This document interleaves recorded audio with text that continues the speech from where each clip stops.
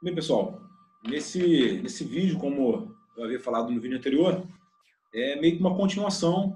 Tá? A gente vai falar agora das missões aéreas, tá? O capítulo 12 do Couto-Bergarie, e a gente vai retomar aquele conceito de que o avião ele foi um unificador das estratégias, né? Ele permitiu que se interpenetrassem, né, as estratégias marítima e aérea, tá? Tal como já havia predito ali, né, sem talvez nem imaginar as consequências disso, o Julian Cobert, tá? E aí, só um detalhe rápido de duas coisas que eu já vi caindo em algumas provas aí, que é a chamada síndrome de Guiné-Maia e a síndrome de Dresden ou de Hiroshima, tá?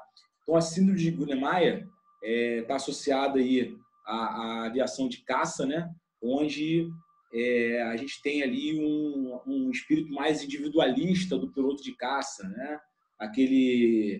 Aquela coisa de você estar mais preso ali à coragem, à determinação e menos a aspectos técnicos e doutrinários, tá? Então, essa aí que é a síndrome de Guiné-Maia, tá? Ele bota, quando eu peguei, bota que é aquela coisa dos ases, né? Que hostilizam o tecnicismo, tá certo?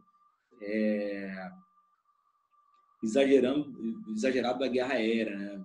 Então, isso foi conhecido na França, né? Essa glorificação da caça jamais foi compartilhada pelos teóricos do poder aéreo, isso é mais importante, né?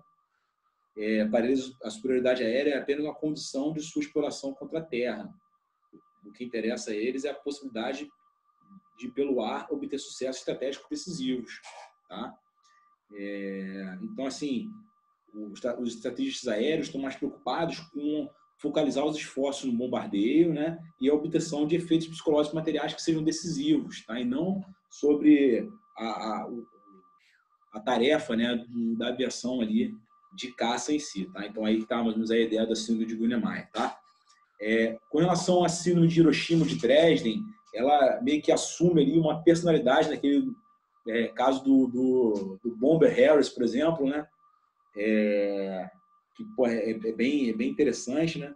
Ele estava preocupado em bombardear Dresden, tá? E negou, por exemplo, o apoio, né? Ali na França, né? Para interdição de força na França. Ou então no caso do general LeMay também, né? Que negou também apoio lá em Okinawa durante o ataque de kamikazes também, tá? Porque também estava preocupado com o bombardeio, efetivamente, tá? Então, essa ideia está bem associada ali àquela coisa de pensamento bem duetiano mesmo, né? De a gente estar focado só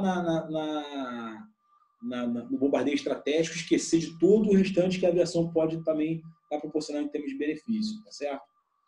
Então, isso aí ficou conhecido como síndrome de Dresden ou de Hiroshima. Tá? Então, isso também já vi sendo cobrado algumas provas aí, algumas reconstruções. Tá? É bom estar plenamente isso aí, tá bom? Bom, agora vamos falar sobre as dimensões da estratégia aérea. Tá? Então, agora, a gente vai trabalhar uma série de dualidades aqui, tá? Nas dimensões da estratégia aérea. Tá? Então, a primeira dualidade é a tática e a estratégia. Tá bom?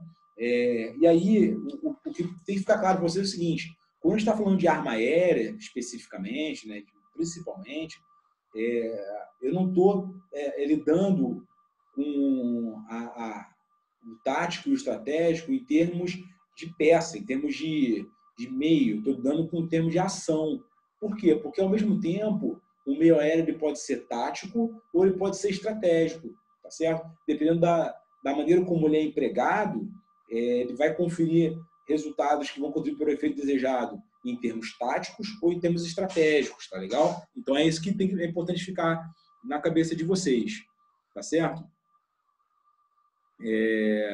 Porque senão a gente fica muito nessa coisa de classificar, não, esse avião aqui é mais tático, não, esse avião aqui é mais estratégico, né? Não é bem assim, tá? Essa que é o mais importante. Essa questão de a gente enxergar que depende muito mais das ações e não das armas. Bom, a estratégia convencional e a estratégia alternativa. Então, quando eu falo de estratégia alternativa, eu estou falando, na verdade, de estratégia assimétrica, tá bom? Então, nesse caso, ele bota que o avião é um instrumento típico de estratégia convencional, porque no argumento de Couto-Bergarie, ele coloca que o terrorista empregar avião de uma maneira direta é muito difícil. Quando muito, ele sequestra avião, mas ele não vai... A gente tem o caso, por exemplo, aqui no Brasil, né, do sequestro de aviões que foram para Cuba. Enfim, tem o caso, por exemplo, lá de Uganda, lá do Israel, né, da Operação Entebbe. Mas o fato é, o avião ele é um meio de estratégia convencional. Tá? Não é normal você ter uma estrutura terrorista onde você vê ali um terrorista com hangar, tendo um avião próprio, um avião ali do Estado Islâmico. Tá? Não é o caso, não é normal. Mas ele bota também que, em compensação, o avião é um excelente instrumento na luta contra a guerrilha, tá? Na luta contra essas forças irregulares. Tá certo? E isso aí ganhou proeminência com o advento do helicóptero. A gente viu, por exemplo, o emprego do HUH ali na Guerra do Vietnã, que foi bastante visível. Tá certo? Bom, com relação à estratégia total e estratégia de conflito limitado. Tá? Então, o que acontece? O avião, por ele mesmo, ele é um instrumento da estratégia de guerra total, tá? E não de conflito limitado. Tá? Em especial quando a gente está falando aqui de bombardeio estratégico. Tá bom? Então, assim, o avião ele preenche os mesmos papéis que as esquadras na qualidade de instrumento, ao mesmo tempo, polícia militar, porém segundo modalidades diferentes. Tá? As esquadras elas são mais lentas para serem aplicadas, mas elas têm poder de presença maior, né?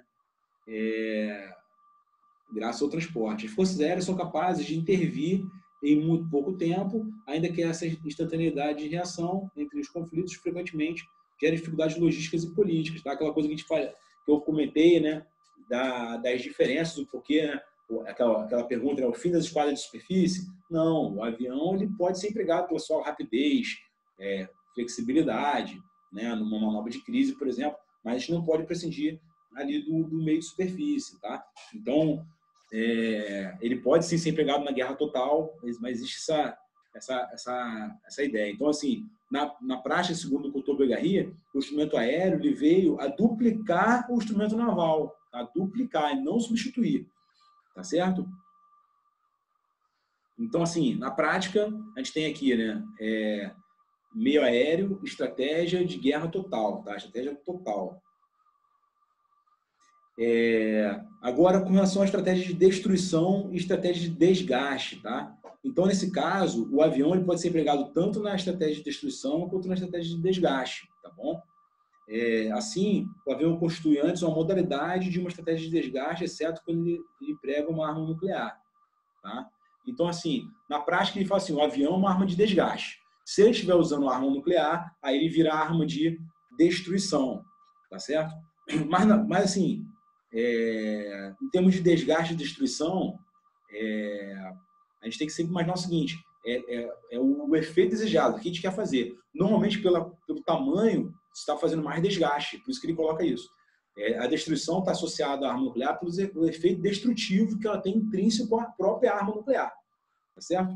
E aí, como eu falei, que o aspecto estratégico e o tático depende da ação e não da arma, então entra bem por aí, tá? Tá bem ligado uma coisa com a outra, tá bom?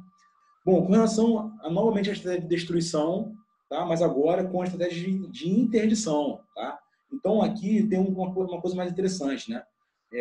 O avião ele pode ser empregado nas duas estratégias, tanto na de destruição quanto na de interdição, tá? Então, assim, nesse caso da destruição, você pode, por exemplo, usar bombardeio estratégico. Vou dar, por exemplo, um exemplo. Na Guerra dos 6 Dias, a aviação israelense destruiu no solo a aviação egípcia. Tá? Então, ali foi uma estratégia de destruição, tá legal? Então, é um exemplo. Já a estratégia de interdição, ela tem a ver com, por exemplo, um exemplo histórico, né, para facilitar. Ali a invasão ali no dia D, né, na Normandia. O avião ele foi fundamental numa estratégia de interdição, porque ele destruiu pontes, destruiu estradas e outras vias de transporte que iam servir para poder carrear oponentes, né, da força adversa, da força alemã, para o fronte e para se contrapor ali ao desembarque tá? Então, a interdição ela atuou aí nesse sentido, tá? Então, é um típico exemplo, tá bom? De estratégia de interdição, tá? São, digamos assim, são alvos mais táticos, tá? Enquanto na destruição você está buscando uma coisa mais estratégica. É óbvio que quando você está trabalhando muito com essa questão de interdição, você está também trabalhando com a questão da paralisia estratégica, né? Você vai fazer com que, destruindo certas facilidades do oponente, você faça com que ele pare de lutar mesmo tendo forças, né? Você destruir todas as pontes ali que estavam ali associadas ali a um local onde você possa trair o meu oponente para uma área para concentrar esforços, você gerou ali uma paralisia, tá? Então está bem associado, tá bom? Bom, estratégia ofensiva e estratégia defensiva, tá? Então o avião ele pode também estar nas duas, ele circula nas duas, tá bom? Com relação à parte ofensiva, ele está associado à busca da superioridade aérea, tá bom? E aí depois da superioridade, a exploração, né, contra a terra pelo apoio ao solo. No caso já da defensiva, estratégia defensiva, é mais ligada a missões de cobertura, tá legal? Tanto por objetivos terrestres quanto navais. E também de proteção, né? No caso de algum avião qualquer, alguma escolta, tá certo? Então essa é a questão defensiva. Então, assim, na prática essa discussão é bem legal, porque a gente começa a ver aí algumas possíveis confusões, né? Que pode estar acontecendo, né? Em você, por exemplo, falar assim, ofensivo é mais estratégico, defensivo é mais tático. Não tem nada a ver, tá? Às vezes alguma coisa é ofensiva, mas pode ser tático, tá? Alguma coisa às vezes é defensiva, mas pode ser estratégico, tá? Então é bom te analisar sobre essa perspectiva, tá bom? Ele também comenta aqui, né, sobre, por exemplo, em termos de ofensivo e defensivo, a Batalha da Inglaterra, né? Então, aquela coisa, por exemplo, da Luftwaffe atacar, né, longe da sua base, enquanto isso o inglês ele tinha ali um corpo de aviação bem fundamentado ali, principalmente ali no Spitfire, tinha o Hurricane, que também tinha Spitfire, né, que tinha vantagem marcante em cima dos Stuka, né, e você tinha também a Chain Roam, né? O que era a Chain Roam? Era aquela cadeia de radares que permitia uma detecção mais longe da vinda de aeronaves inimigas, aeronaves alemãs, e com isso, por meio de um comando centralizado, você conseguia direcionar os meios aéreos britânicos diretamente para o front ali, para o combate aéreo. Tá? Então, assim, em última análise, você tinha ali uma postura de defesa, mas que garantiria ali a negar às forças alemãs a superioridade aérea ali sobrejacente à Inglaterra, tá? Então é bem legal a gente analisar sobre essa perspectiva. Bom, depois estratégia de dissuasão e estratégia de ação, tá? Então a estratégia de dissuasão, ele comenta aqui uma coisa bem interessante. Ele fala que a estratégia nuclear é filha da estratégia aérea, tá? Porque ele comenta que não é só porque o avião transportou a bomba e lançou a bomba, né? Ele fala que também tem uma similaridade profunda entre as implicações da ação aérea com a da ação nuclear, tá? Então existe uma ligação. Lembra que eu falei que a arma nuclear gerou influências grandes, gerou no meio marítimo, mas gerou bem mais ainda no meio aéreo, tá? Então, de forma que você tivesse, inclusive, um retorno de diversas discussões já na época mais contemporânea, tá? De 30 anos para cá, 30, 40 anos para cá. Uma outra coisa também é que a gente viu, né, que no caso, né, de dissuasão, estratégia de ação, né, os bombardeiros na Segunda Guerra Mundial eles raramente provocaram um abatimento do moral, tá? Como eu acabei comentando aqui, né, comentei no outro vídeo, na verdade foi o contrário, tá legal?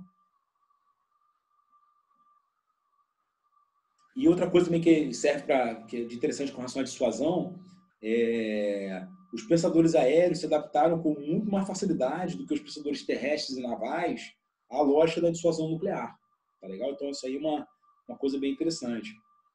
Eles se adaptaram tão bem que nos anos 60 fixaram acerca do bombardeio estratégico, né?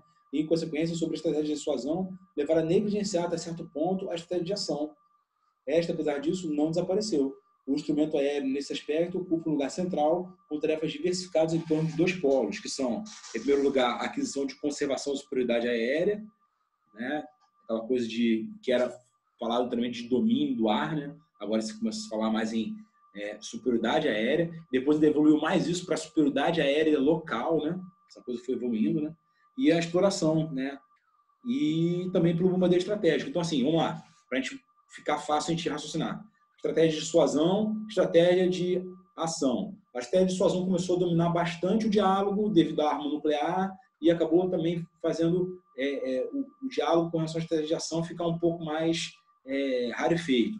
Mas não perdeu a moda. E dentro da estratégia de ação, você tem o quê? Você tem, inicialmente, né, são dois polos, né? Inicialmente, você tem no polo inicial a questão da superioridade aérea e no segundo polo a questão do bombardeio estratégico, tá certo? Então, é assim que funciona mais ou menos as estratégias de dissuasão e ação, onde o meio aéreo joga nesses dois campos aí. Bom, com relação à aquisição, conservação, exploração e domínio, né? Bom, a aquisição está ligada a um aspecto mais ofensivo, enquanto que a conservação está ligada a um aspecto mais defensivo e a exploração, o domínio está ligado de fato, à exploração. E aí tem uma diferença bem marcante, né? Fazendo uma comparação do modelo marítimo e do modelo aéreo. O que acontece? No modelo marítimo, a gente vê que a maioria dos autores ficou muito preocupado com a aquisição do domínio do mar, do comando do mar. Né?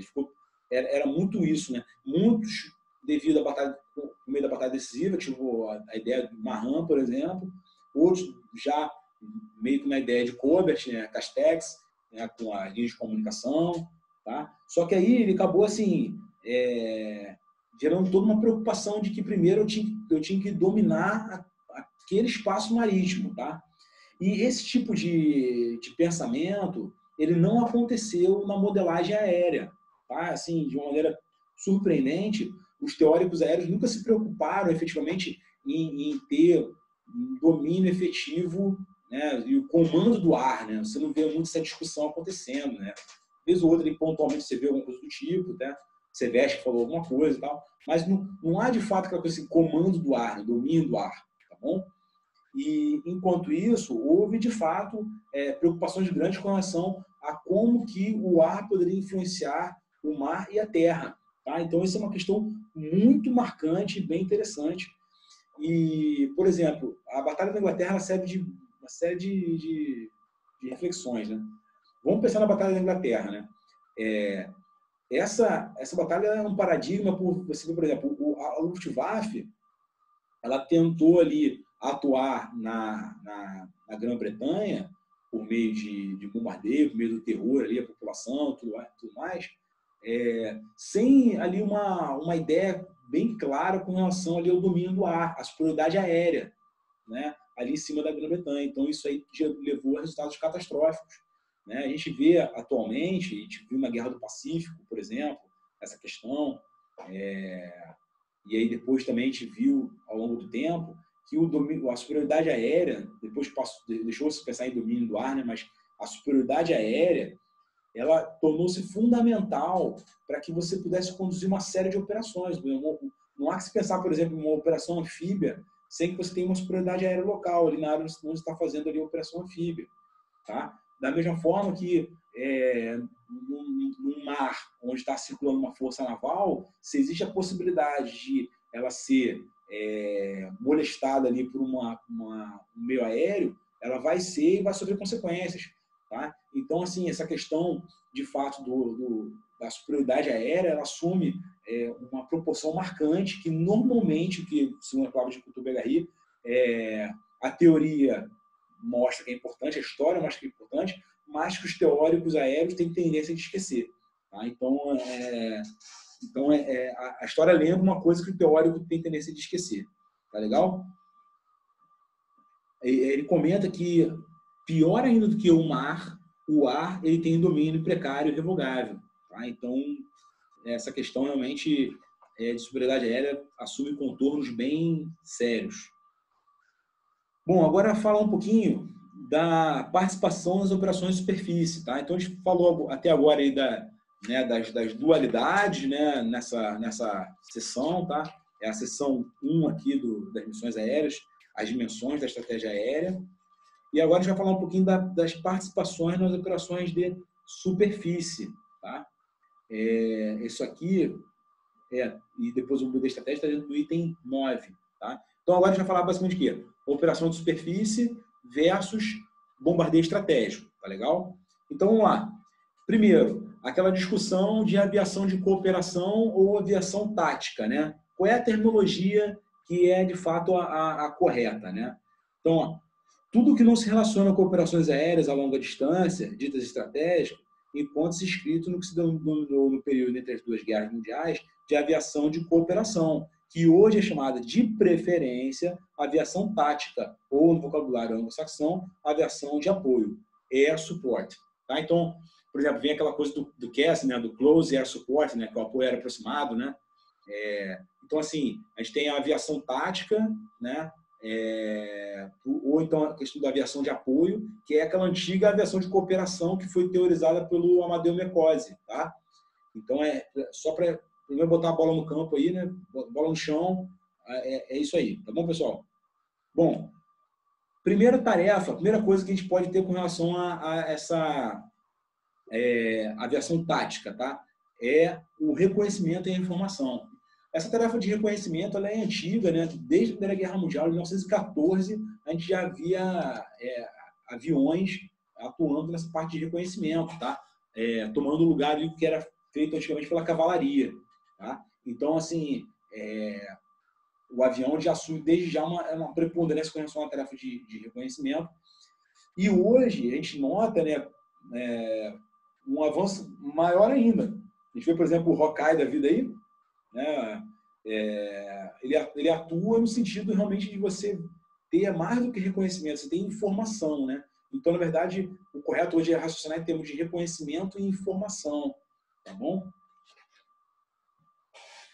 E a gente vai ver, né, que, inclusive, em termos de informacionais, a guerra, cada vez mais, ela se torna dependente, né, de uma ampla base de informações. Né? E comenta que se o problema no passado era a falta de informações, hoje em dia o problema é o excesso de informações. Tá? Então, saber como lidar, como tratar com essas informações todas. Né? Então, a primeira área, reconhecimento e informação. Uma outra coisa que a aviação tática pode estar fazendo é o apoio ao solo e interdição. Tá? O apoio ao solo que eu falei, né, é o CAS, né, o Close Air Support. Né?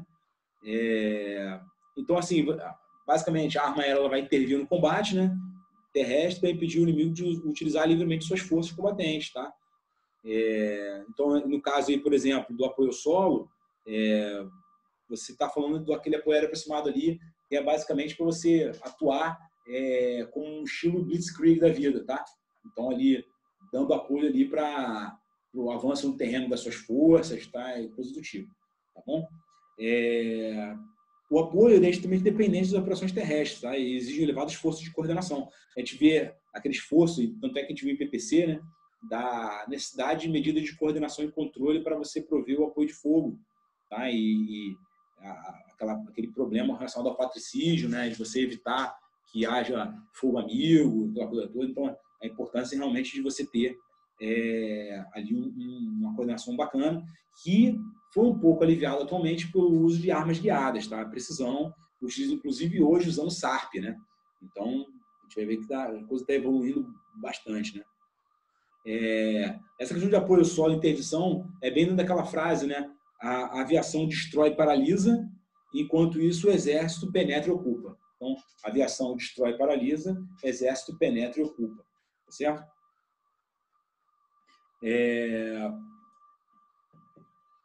E aí também tem a questão da interdição que eu já expliquei, né? Já falei também como é que você pode interditar o campo de batalha também. Então, ele comenta aqui, né, que o domínio do ar, assim como o do mar, né, não é um fim em si mesmo. Né? Ele deve ser posto a serviço de uma estratégia geral. Tá? Então, mais ou menos, ele reafirma essa dependência. Tá bom? Depois, ele faz um comentário sobre transporte. Né? Então, começou com reconhecimento de informação, depois falou sobre apoio ao solo e a interdição, e também agora ele vai falar sobre transporte. Bom, transporte é meio que um elemento essencial ali para a manobra de crise, tá? No momento que você está lidando com uma coisa onde você tem que atuar rápido, tá? Imagina, por exemplo, uma operação de evacuação de não combatentes, tá? Então você precisa bastante aí do transporte aéreo. Ele coloca, por exemplo, o apoio que foi dado aí pela aviação alemã, né, para transporte de 10 mil homens do Marrocos espanhol, tá, que vieram ali a atuar na Espanha, tá? Na Guerra Civil Espanhola, tá bom? Ele fala que o transporte aéreo hoje tornou-se uma componente essencial na manobra de crise, como eu adiantei aqui, né? E aí aquela coisa, né? Ele fala aqui da dependência com relação à infraestrutura em geral, de apreço e abastecimento, tá? E também as questões de arcar com riscos políticos resultantes, tá? Depois ele fala sobre as operações aeronavais. E aí as operações aeronavais é interessante perceber aqui que ele comenta que normalmente, né, os aviadores em geral eles têm um pouco de aversão a operar sobre o mar, né, isso aí segundo as palavras de Couto Begarry, tá? E isso leva a Marinha a reivindicar para si a questão da aviação naval, tá? Isso é só um comentário aqui com relação a essa parte do comentário do Couto Begarry, tá? Bom, isso aí, por exemplo, ele coloca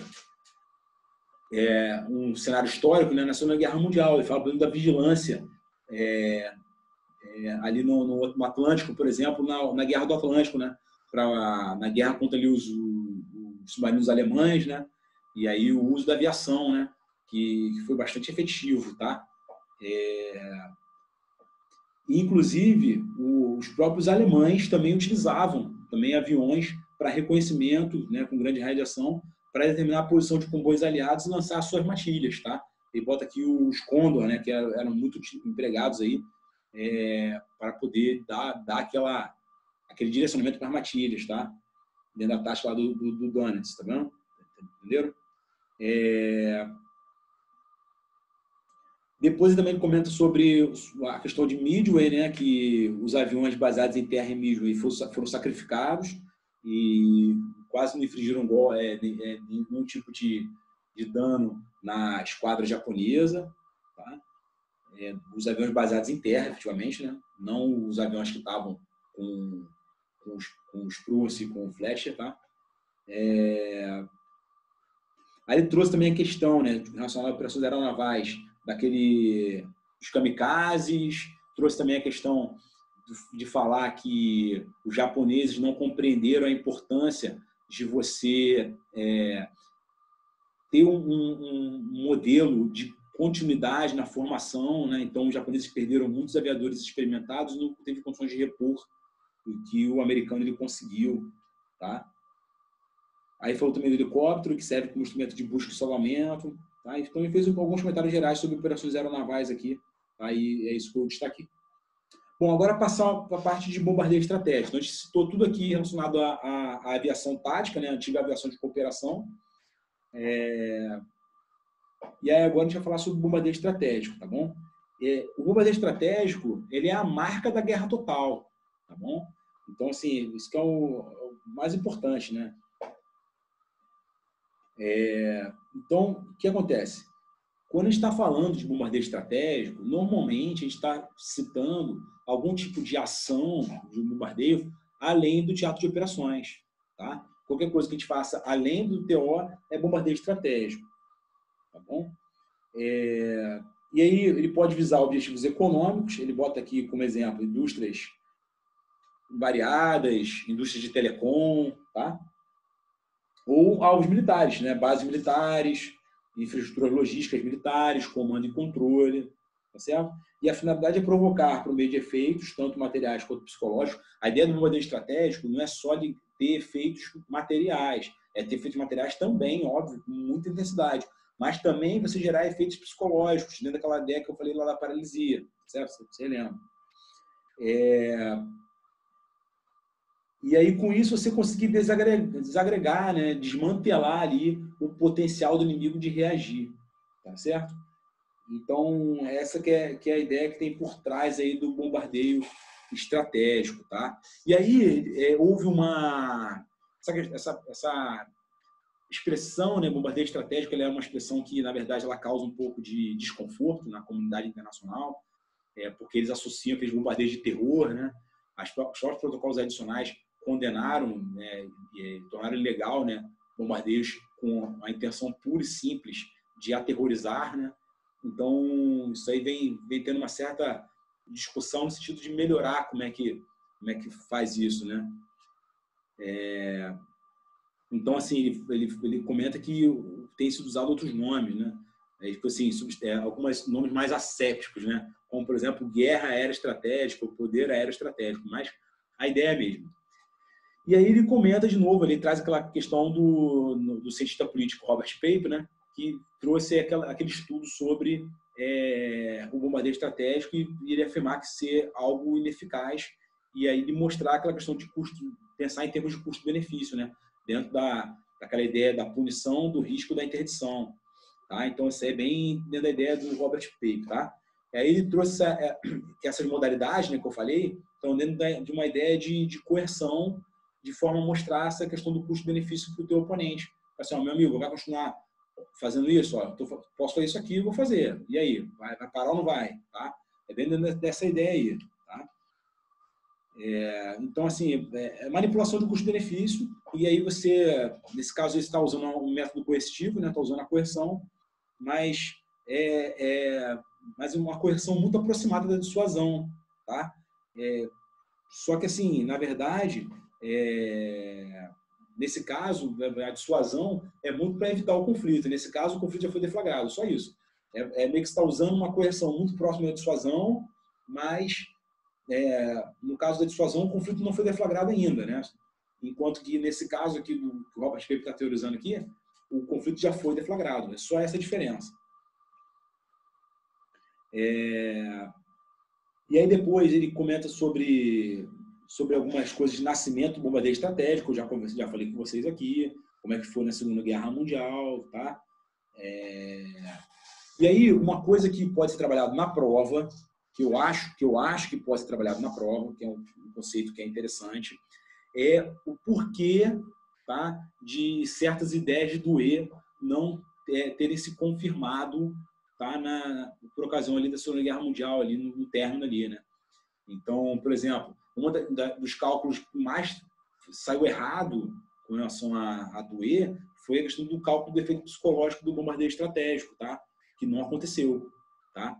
Uma outra coisa também é que as guerras da Segunda Guerra Mundial não foram estáticas como da Primeira Guerra Mundial. Então, a Segunda Guerra Mundial não foi uma guerra suja de trincheiras.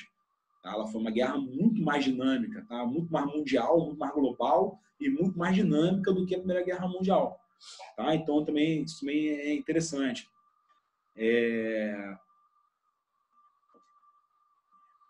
E ele comenta, né, que, de fato, o bombardeio estratégico interveio, né, de forma mais proeminente na fase final do conflito. Né?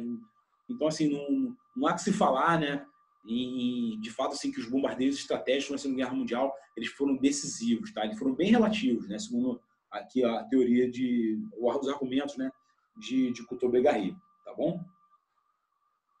E aí depois ele faz um comentário sobre bombardeios estratégicos no conflito limitado. Tá? Então ele faz dentro daquela questão que a gente conversou aqui, né? Como é que foi no caso da Coreia, como é que foi no Vietnã, tá? E aí dentro do Kosovo, né? E aquela mesma ideia, né, de que o bombardeio ele foi meio que tolhido, né, o bombardeio estratégico por ações aí, intervenções do poder político, tá? Então isso foi bem marcante, tá? Por exemplo, a Operação Rolling Thunder, né, que foi aquela operação lá no Vietnã de 65 a 68, isso foi bem interessante, e aí mostrou que de fato o bombardeio estratégico não teve nenhum resultado convincente, tá? Na Rolling Thunder, tá? Então, assim, na prática, a gente vai ver que falta resultados decisivos para me passar a questão de que realmente o bombardeio estratégico ele pode ser algo único, tá? Nada confirmou efetivamente isso. Aí depois teve uma tentativa de balanço, né, trazendo uma ideia mais geral aqui, né? Então bem nessa ideia que eu conversei aqui, né? Aí ele fala com relação à questão da guerra do Kosovo de novo, e traz de novo a questão do Kosovo, né, que é aquela coisa bem relativizada, né, do sucesso ou não, né? Então vale a pena a gente pensar nisso aqui, tá? E aí depois ele traz de novo uma ideia, voltando ali naquele conceito do John Warden, né, da guerra paralela, né? Que ele comenta que tanto na questão dos bombardeios estratégicos quanto nas operações de superfície, uma coisa que foi muito importante foi o advento das armas de precisão, tá? Que fizeram um papel muito importante aí para a geopolítica aí aérea, tá? Pensamento aéreo, tá bom? E aí o Warden ele criou o conceito de guerra paralela. Por quê? Para ele mostrar que o meio aéreo ele pode estar operando entremeado aí no nível tático, no nível operacional, no nível estratégico, tá? Ele pode estar operando todos esses níveis, tá? Ali dependendo do alvo que ele está atuando, tá? A possibilidade de emprego, tá? Como foi o caso, por exemplo, no Kosovo, no Afeganistão. E aí, inclusive, chama atenção para a possibilidade de utilização de SARP. Tá? Nesse caso aqui, ele coloca sobre essa possibilidade também.